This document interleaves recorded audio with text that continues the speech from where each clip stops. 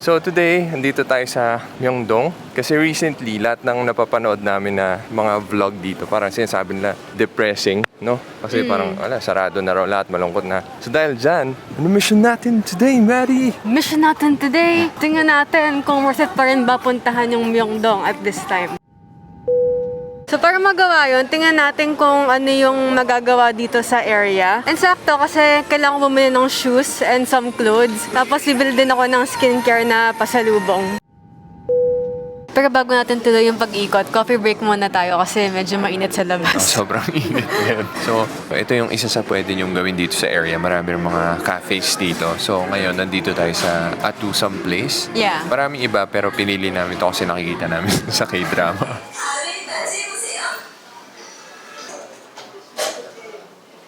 Medyo challenging kasi hindi sila nag-English dito tapos nagka-problem sa order. So, buti nag-survive tayo. No? Sobrang bait ng staff dito. Tinulungan nila kami kasi medyo limited pa yung Korea. Nag-aaral pa kami. 마스크가 없는 고객님들께서는 매장의 도배지 마스크를 구매 후 착용하여 주시거나 직원의 안내에 따라 주십시오. 감사합니다.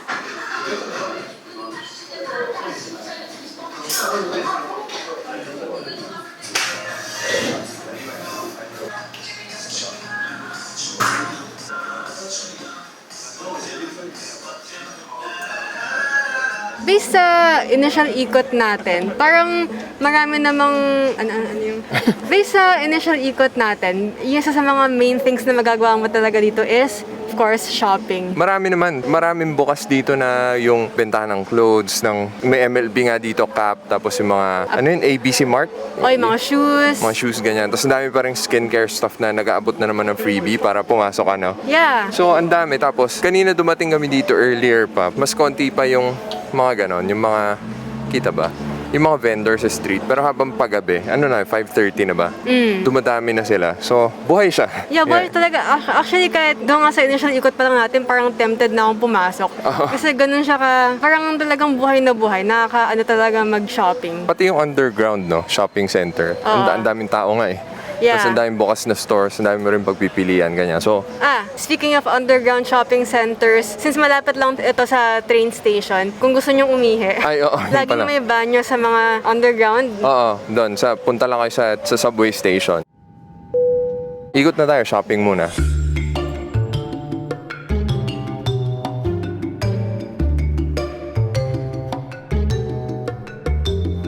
Ayan. Warning! So, kakagaling lang namin sa isang skincare store. And, yan, nakabili na ako ng pasalubong na dapat sheet masks lang yung bibiling ko eh. Magaling mang budol si ate doon.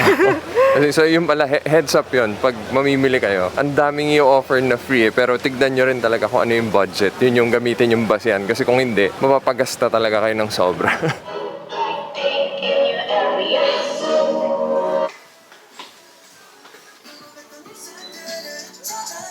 Bukod dun sa sobrang daming skincare stores dito, meron ding, Music Korea. Yeah. Puro K-pop naman doon. Tapos, meron silang signed albums, no? Nakita mo yun? Oo. So, yun, makakabili kayo ng signed albums kung ayaw nyo na. Mahirap kasi maka-attend sa mga fan meet kung K-pop fan kayo. So, yun, pwede nyo nang bilhin dito. Legit signed albums yun kasi legit yung store. Pero bukod doon, meron din sa yung underground na shopping center. May mga bootleg, yun ba yung tawag na? Oh, yeah. May mga bootleg na K-pop, yung mga medyas, mga ganyan. Yung tipong medyo mas bangketa style. Pero kung nagtitipid kayo, pwede na. And kung mas K-drama naman yung gusto nyo, meron din silang mga ganong merch. So, mga posters din, mga keychain, photo cards. Pero hindi siya official merch, Hindi rin. Kasi parang lang to, street vendor. Pero ayan, meron kung gusto nyo. Yeah. Tapos nagtitipid kayo. Tapos kung gadgets na may hanap nyo, meron ding Apple, ayan. May Apple, hindi siya Apple Store, parang licensed na store siguro yan, So puro Apple lang siya, Oo. Ang weird nga na nasa Korea tayo, tapos parang wala kaming nakikitang Samsung store dito. Oo nga eh. So anyway, ayun, meron din ganun dito kung naghahanap kayo. Pero actually, isa lang siya, no? Isa lang na gadget store yung nakita natin. Yeah, so far. Oo. At least dito sa shopping street. Meron ding Daiso, kung kailangan nyo ng supplies. So kung nakikita na kayo, pero gusto nyo pa rin ituloy yung pag-shopping, pwede rin kayo pumunta dito sa Noon Square. Paano ba? Ayan. Ayan, nasa Yung bandang square. dulo siya ng isang street. Yeah, tapos ano siya, meron dito yung mga Nike, Charles and Keith, Columbia. Columbia, Zara, mga ganyan. And most importantly, meron silang banyo. Isa pa yan. So, kung nandito kayo sa end na to. Pero bukod dyan, may isa pa. Kung kunyari, feeling nyo bitin yung choices, paano ba hindi tayo kasya? Kung nabibitin pa kayo sa choices niyan, tapos okay lang sa inyo, lumabas konti, malapit lang din. Labas lang ng konti ng shopping street. Ang Yeah. layo pa, mali yung timing. Dali. Ah.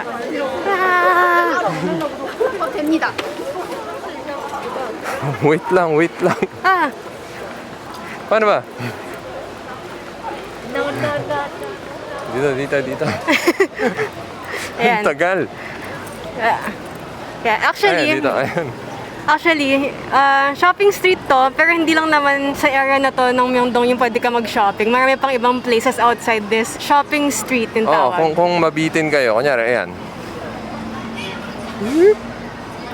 Ayan, malaking mall to. Ano yan? Lotte Yong Ayan. Plaza. Tapos alam ko may isa pa dito yung Lotte Duty Free naman. So, Ah. marami dito sa area. Mag-ikot lang kayo.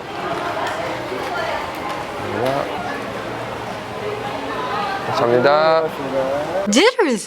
Ayan, so after a long day of shopping, actually at this point in time, mga past 7 na, no? Feeling ko mag-8 na. Hindi ko makita. Ayun, marami na rin nagbukas na street food. So ayan, umorder na rin kami ng, ano yan? Wala akong mic. Hindi ko alam actually. Pero ito rin kinain ko nung last time tayo nandito eh. Anyway, pag nagutom kayo kakaikot, marami naman pagkain. Meron din desserts, may fruits nga dito eh. Kasi iba-iba, meron nga ako nakita kanina parang mga kebab. So ang daming choices. Pero kung ayaw nyo naman ng ganito, meron din maraming restaurants din dito na mostly in Korean yung name. Pero makikita nyo naman kasi may pictures ng food sa labas. Yeah, so maganda rin kasi yung street food kasi kung kunyari ayaw mo pumasok sa restaurant, gusto mo munang i-take in yung Myeongdong street, shopping street, yung vibe, yung crowd, ganon. Pwede ka lang umupo dito sa gilid. Marami namang mga parang steps, tapos kain ka lang ng kung ano man in-order mo. So, kain muna, tapos hanap din kami ng dessert after. Ano yan, Mary? Lilaan mo na lang. Ayan, ito yung order ko, teriyaki chicken barbecue. Yan. Nakita mong ginagawa yan, no? On the spot, kasi meron siyang parang yung hand na flame thing. Torch. Torch. Tapos bukod dyan, meron din tayong For drinks, we have freshly squeezed. Literally freshly squeezed pomegranate juice.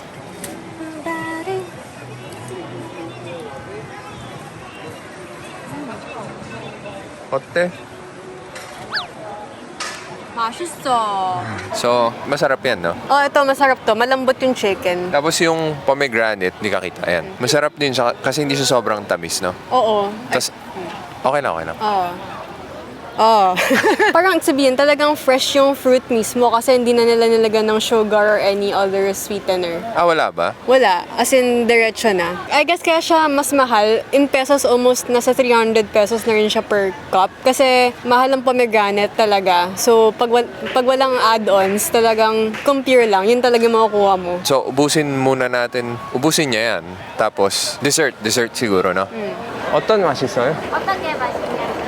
심플 메이플 or 피자. 메이플 하나 주세요. 네, 네. 4,000원. 여기요. 네, 감사합니다. 5분 정도만 기다려주시겠어요? 네. Gusto mo rin? sige. What? Blueberry. Hana blueberry, hana shine muscat. 블루베리하고 샤인이요. 네. 얼마예요? 6,000원이요. Dessert time! Ayan, Manny. Ito, mochi na may fruit sa loob. Tapos, aray, init. Order din ako ng, kita ba yan? Croffle. Na maple syrup. Init siya. Tikman mo nga.